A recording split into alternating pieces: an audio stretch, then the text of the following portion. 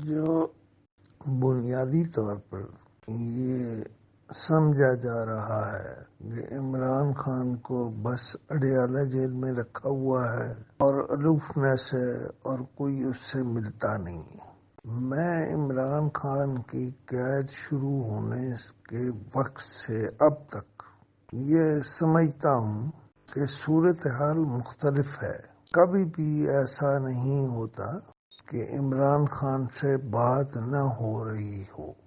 عمران خان اس ملک کا ایک ایسا آدمی ہے جس کے نام پر بغیر شکل دیکھے لوگوں نے کروڑہا ووٹ دے دیے ہیں صرف عمران خان کے نام کو۔ دوسرا یہ کہ وہ ٹرمپ کے پاس وقت نہیں ہے اور ٹرمپ یہ نہیں کرے گا۔ وہ امریکی صدر ہے، اسے بے شمار لوگ اویلیبل ہیں جن کے ذمہ مختلف ٹارگٹس لگائے گئے ہیں۔ ان میں سے ایک ٹارگٹ عمران خان کی حکومت لانا ہے اور نئی امریکی اسٹیبلشمنٹ اپنی فراغت کے پہلے مرحلے میں ہی عمران خان کو باہر لانے بلکہ اقتدار میں لانے کے لیے منصوبہ بندی کرے گی۔ میں ہمارے یا کسی پولیٹیکل پارٹی کے ناراض ہونے یا راضی ہونے کا معاملہ نہیں ہے۔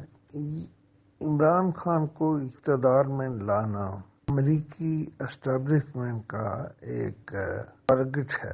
امریکی ہم سے ناراض ہیں کہ ہم نے روس کے ساتھ راستے کیوں کھولے ہیں اور روسی اتنی بڑی تعداد میں پاکستان کیوں آ رہے ہیں۔ میری یہ بات اگلے کچھ دنوں میں بہت کھل کر سامنے آ جائے گی اور اس پر فوج کے اندر یا وزارت خارجہ میں یا دوسری جگہوں پر بھی بہت کام ہو رہا ہے اور ہمارے سفارتکار بہت ذہین ہیں، ہماری ایجنسیاں بھی بہت ذہین ہیں۔ ہماری ایجنسیاں بعض اوقات ایسے کام کر جاتی ہیں جو صرف میریکل سے ہو سکتے ہیں۔ لہذا میں آپ کو کوئی بہت ڈگیاں نہیں مارا کہ مجھے یہ بھی معلوم ہے اور مجھے وہ بھی معلوم ہے۔ اصل میں تو سارے کام پاکستانی ایجنسیوں کو کرنے ہیں۔ پاکستانی ایجنسیاں ایک وقت میں کم از کم 3 الگ الگ پروجیکٹ کر رہے ہوتے ہیں اور ان پروجیکٹس میں سے جو سب سے زیادہ سوٹ کرتا ہے اس کو امپلیمنٹ کیا جاتا ہے۔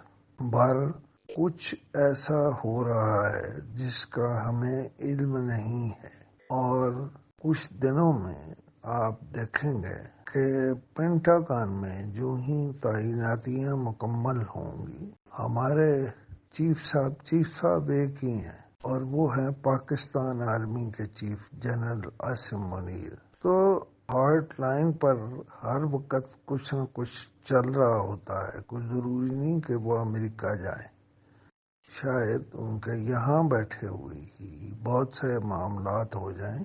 میں آپ کو خبر یہ دے رہا ہوں کچھ ایسا ہو رہا ہے جو نظر نہیں آ رہا۔